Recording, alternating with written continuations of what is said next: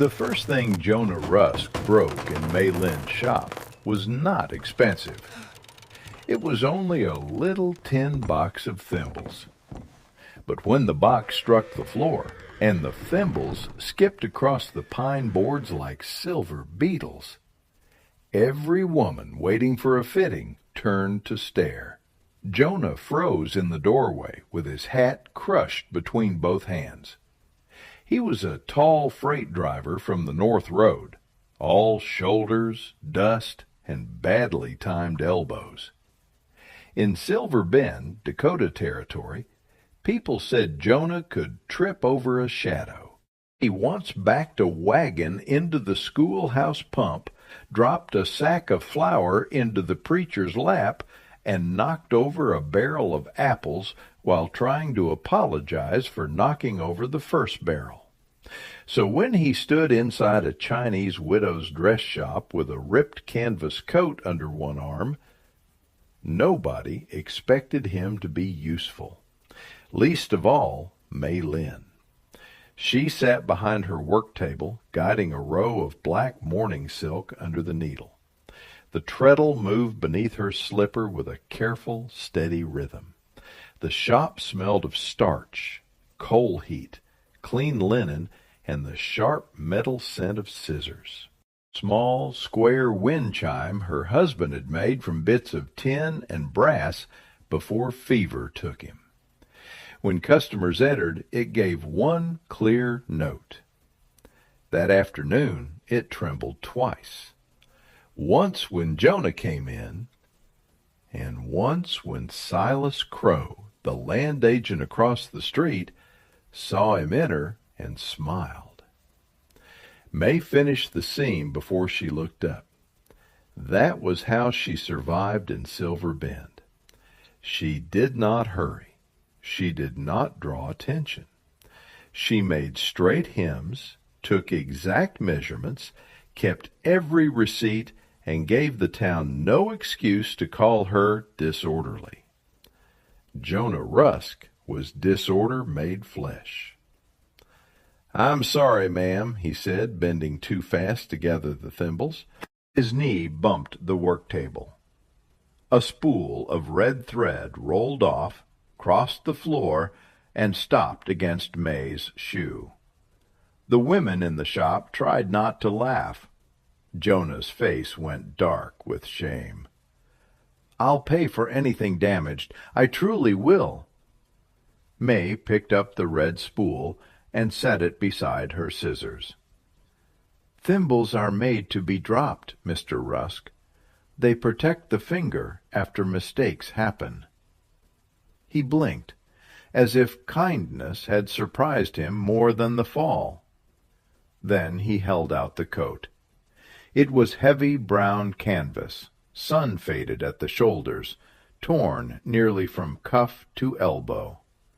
The rip was too clean to be from ordinary wear. Barbed wire, she guessed.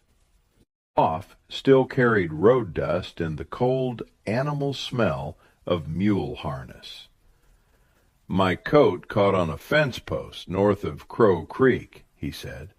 "My sister used to mend for me, but she married and moved east.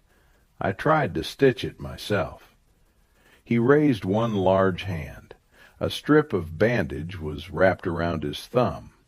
May almost smiled. The needle won? It did. She examined the coat. The repair was plain, but not small. "I can have it ready by Saturday. 30 cents. He laid 3 worn dimes on the counter and added a fourth. "For the thimbles." "They are not injured." "I am," he said. And then he looked horrified that he had made a joke in her shop. This time May did smile. It was small. It vanished quickly. But Jonah saw it, and the room seemed to lose some of its stiffness. He backed toward the door with exaggerated care. He made it 3 steps before his boot caught the rug. He steadied himself against the frame, blushed again, and left under the trembling note of the little wind chime. May watched him cross the street.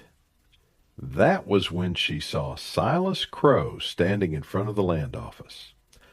Crow wore a black wool suit, even in July. His beard was trimmed to a point. His gloves were pale gray. His cane had a silver head, and his smile looked as if it had been measured with a ruler. On May's building, a debt her husband Chen had signed 2 months before he died. Crow had never missed a chance to remind her that mercy could be withdrawn. He looked from Jonah to May. Then he tipped his hat. Not politely, possessively. The red spool on May's counter suddenly looked like a warning thread pulled loose from the whole town. For 2 days she kept working. She fitted Mrs. Bellamy for a traveling dress, altered 3 shirts for the telegraph clerk, and repaired Jonah's coat with waxed black thread, a hidden patch, and a double row of stitches strong enough to hold against weather and wire.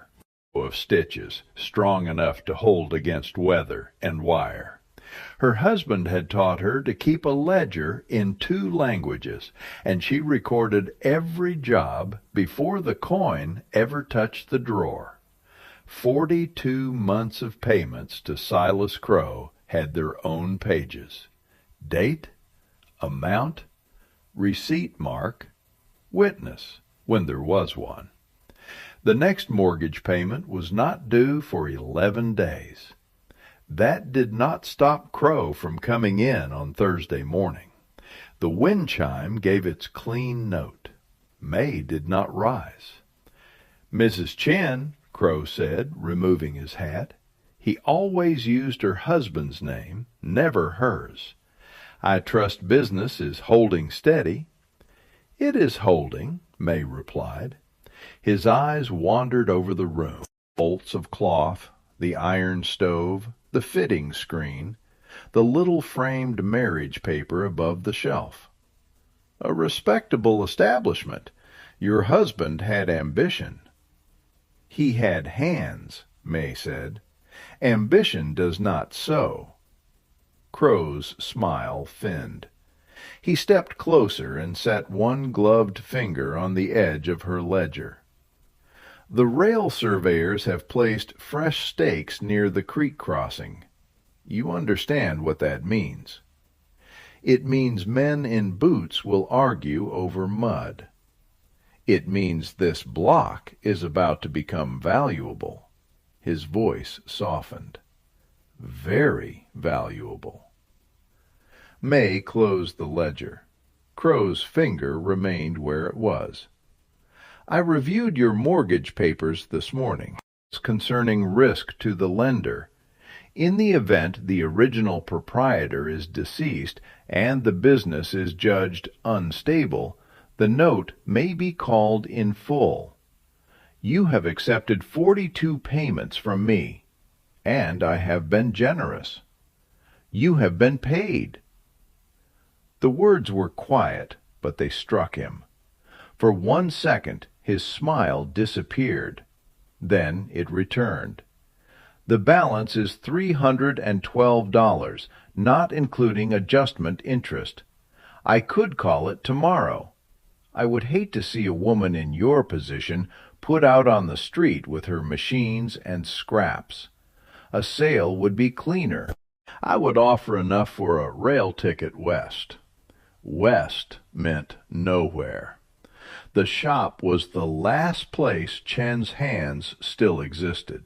He had hung the shelf, fixed the treadle, built the little wind chime from metal scraps because he said a door should have a voice. In this room, May had turned widowhood into wages. She had stitched grief into order, one seam at a time. "The shop is not for sale," she said. Crow looked at the red spool beside her scissors. "Everything is for sale when the price of staying becomes too high." He left. The chime trembled after him for a long time. On Saturday, Jonah came for his coat. The of a man approaching a sleeping horse. This time he knocked over nothing. When Mei handed him the mended canvas, he ran his thumb across the repair and grew very still. "This will outlast me," he said. "It only has to outlast the fence." He gave a low laugh. "That fence has a cruel opinion of me." The door opened before Mei could answer. Silas Crow came in with Sheriff Harlan Voss and 2 men from the livery who did whatever work paid in coin and silence. Crow did not pretend at courtesy now. He held a folded paper between 2 fingers as if it already belonged to him. Mrs. Chen," he announced, loud enough for the women on the boardwalk to hear, "this is formal notice. The full note is due by sundown tomorrow. Failure to satisfy the balance will result in seizure of the premises and contents." The shop went still. Mei felt every pair of eyes outside turn toward her window. Crow had chosen the hour carefully. Saturday fittings, street traffic, maximum shame. He did not only want her property, he wanted the town to see her lose it, so no one would question the loss later. Jonah slowly put on his coat. The repaired sleeve pulled tight over his arm, clean and strong. "That paper an original call notice?" he asked. Crow turned. "Concern you?" "It does if you're using my coat as the reason for an audience." A few people outside murmured. Crow laughed. "You are a wagon man, Rusk. Try not to confuse yourself with a lawyer." "I haul freight for lawyers," Jonah said. "They talk too much when roads get long." His voice was still mild. That made it stranger. The town was used to Jonah knocking things over, apologizing, and retreating. It was not used to him planting his boots and refusing to move. He held out one hand. "Show her the original mortgage." Crow's eyes sharpened. "I am not required to satisfy your curiosity." "No. If you call a note under a risk clause, the debtor has the right to inspect the signed instrument before seizure. Sheriff knows that." Sheriff Voss looked at the floor. Jonah did not look away from Crow. "Unless the original says something different from that notice." The silence changed shape. Mei saw it happen. One moment the crowd was watching a widow be humiliated. The next, they were watching a land agent refuse to show a paper. Crow's jaw worked. "I will not conduct business before gawkers." "Then walk with Mrs. Chen to Judge Avery's office," Jonah said, "or to the deputy marshal when he comes through on Monday. Either way, bring the original." The liverymen shifted, uncertain now. Crow stepped close enough that Mei could smell bay rum on his coat. "This delay will cost you." Mei's hand tightened around the red spool. Jonah moved half a step, not threatening, not dramatic, just enough to stand between Crow and the counter. Crow saw the crowd see it. Flushed. "Tomorrow, sundown." He turned and left with the sheriff and the hired men behind him. When the street noise faded, Mei found that she was still gripping the spool so hard the thread had cut into her palm. Jonah looked down at it. "You're bleeding." "It is nothing. Small cuts can ruin cloth." She looked at him then, truly looked. The fool of Silver Bend was not foolish. His blue eyes were steady. His shoulders were broad, yes, but it was not his size that had stopped Crow. It was the exactness. He had known where to place one sentence so the whole room would pull toward it. "You knew the law," she said. "I know pieces of it. Like Crow hate daylight." He picked up his hat. The bashful clumsiness returned, but not all the way. "He'll try another seam." "What?" Jonah touched the repaired sleeve. "When a tear won't open in one place, a mean man pulls at another." That evening, after Mei locked the door, she took out the cedar box beneath her bed. Inside were Chen's brush, his cracked spectacles, and the large ledger he had kept before his illness made his hand shake. Mei had never been able to read the last pages without feeling as if she had opened a grave. Now she opened them. Chen had written more than payments. There were notes about Silas Crow buying water rights under false names. Notes about a widow named Abigail Price, who lost pasture land after signing a paper she thought was a supply receipt. Notes about survey stakes moved at night near the creek. One page listed 3 mortgage accounts with the same witness signature, though the men who supposedly witnessed them had been out of town. At the bottom of one page, Chen had written in Chinese, "He counts on shame to keep people silent." Mei read the line until the ink blurred. A soft knock came at the back door. She nearly dropped the ledger.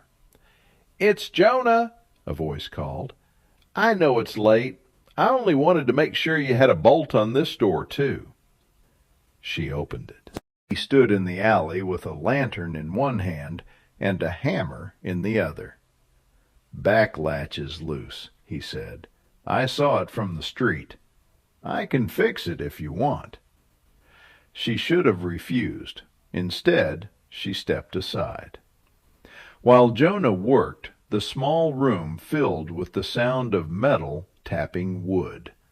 Not graceful, not smooth, but careful. Every strike was slower than it needed to be because he was trying not to damage anything in her house. Mei watched his hands. The same hands that dropped Thimbles could set a nail without splitting the frame. "Why did you help me?" she asked. The hammer stopped. Jonah kept his eyes on the latch. "Because I know what a room sounds like after everybody leaves." Mei said nothing. "My mother kept our station before she died," he continued. "Meals for drivers, oats for teams, coffee strong enough to float a horseshoe. After she was gone, men still came through. They laughed, ate, paid, left. The place stayed full, but it was empty." He gave a small, embarrassed shrug. "I saw you through this window sometimes, working after dark, never wasting motion, never asking for pity. I thought, there is someone holding a roof up with thread." Mei turned the ledger toward him. "My husband saw Crow clearly before he died." Jonah wiped his hands on his coat and leaned over the pages. He read slowly. His brow lowered at the witness names, the landmarks, the note about Abigail Price. "I know Abigail," he said. "Her son runs a feedlot in Yankton now. She swore Crow cheated her, but nobody would hear it." "Would she come?" "If the message says Crow's name, she might come with fire in both hands." Mei closed the ledger. Fear still lived in her chest, but now it had a shape.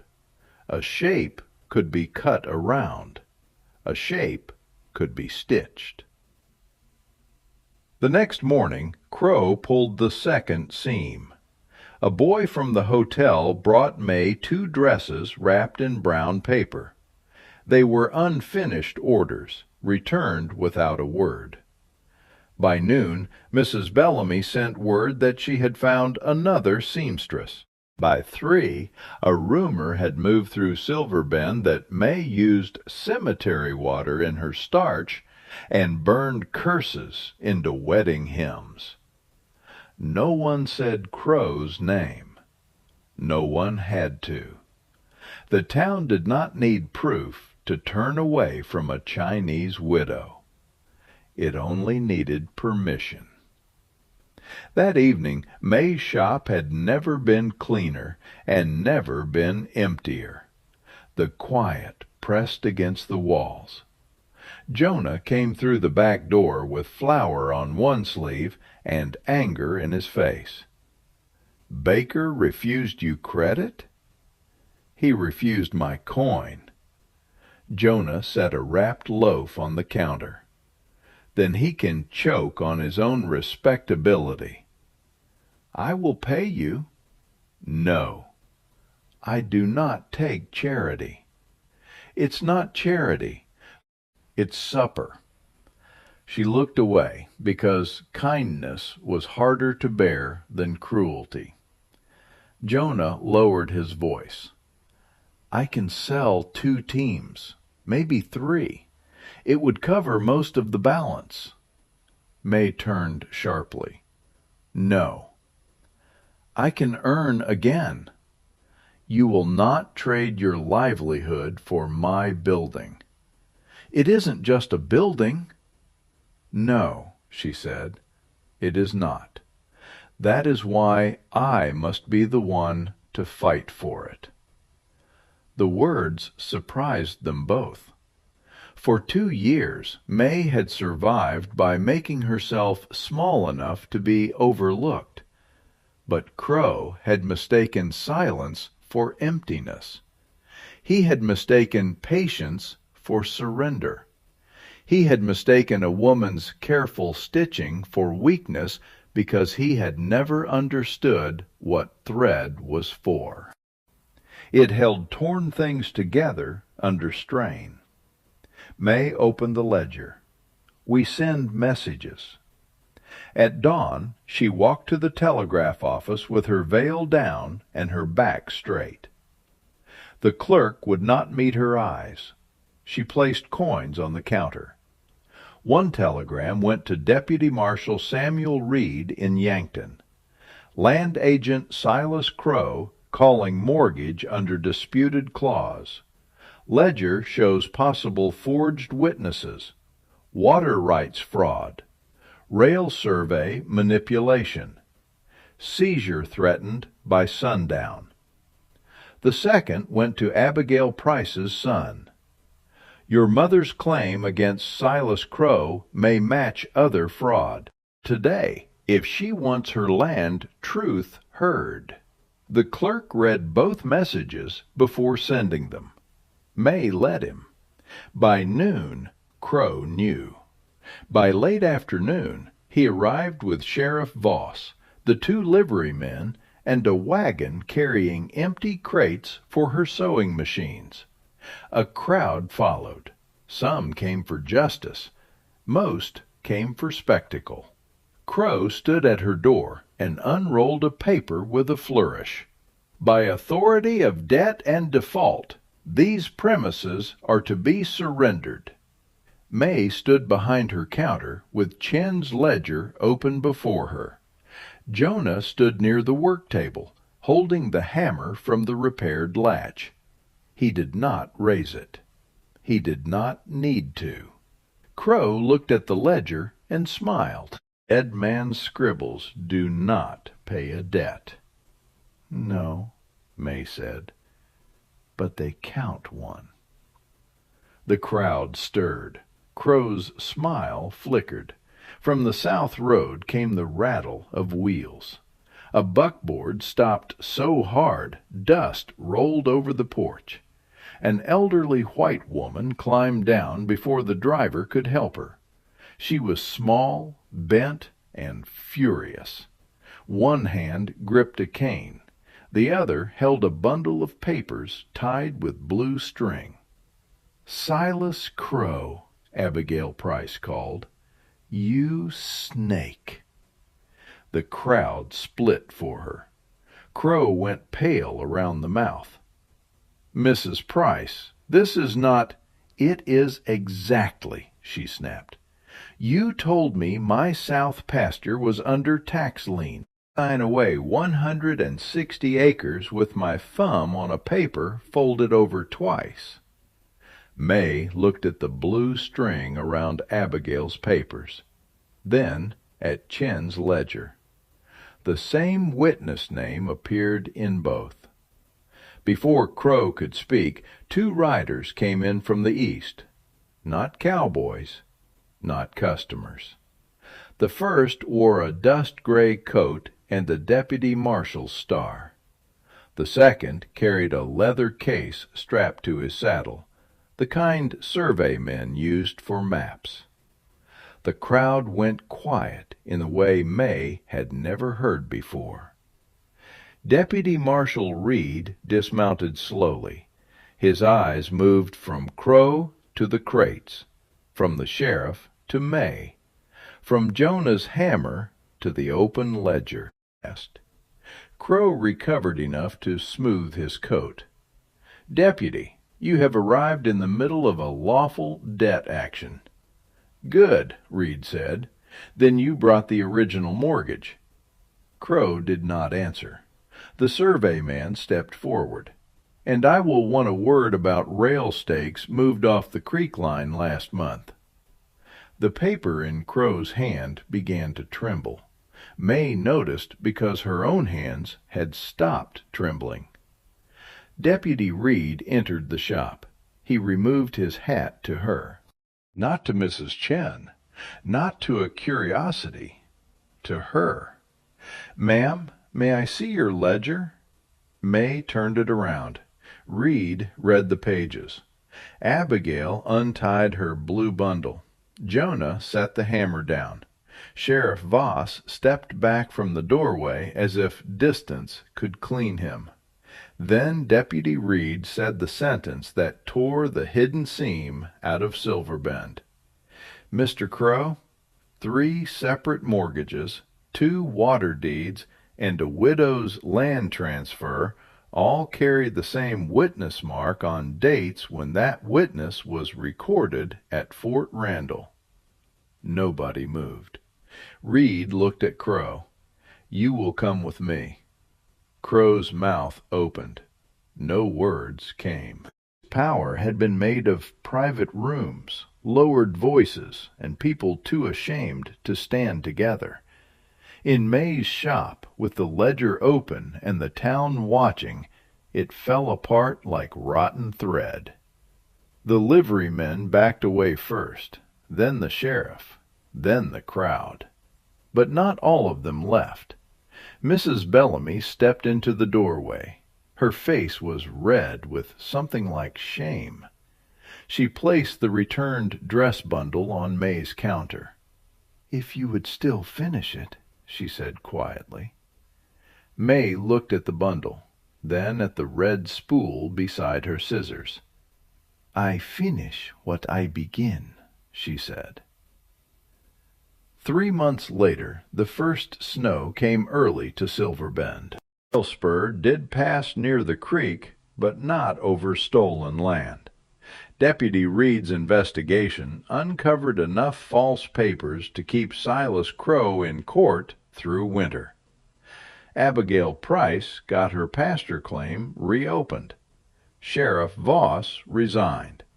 The mortgage on Mei's shop was discharged after the audit showed Crow had counted illegal interest for 19 months. 42 payments had been enough. They had always been enough. On the morning May received the deed, free and clear, she did not cry in front of the clerk. She folded the paper into Chen's ledger, locked both in the cedar box, and opened the shop. By noon there were 6 customers waiting. Not all of them deserved her patience, but not cheaply. Near dusk, Jonah came in carrying a plank of sanded pine. Snow dusted his hat and shoulders. He stamped his boots at the door, caught his heel on the rug, and nearly introduced himself face first to the floor. May laughed before she could stop herself. The sound startled her. Jonah grinned, still cursed below the knees. Only below? That seems generous. He turned the plank around. Painted across it in black letters were the words, Mei Lin's Fine Stitching, Alterations, Mending, and Honest Measure. For a moment she could not speak. Jonah's smile faded into worry. If you dislike it, I can sand it down. No, she said. Sit steady.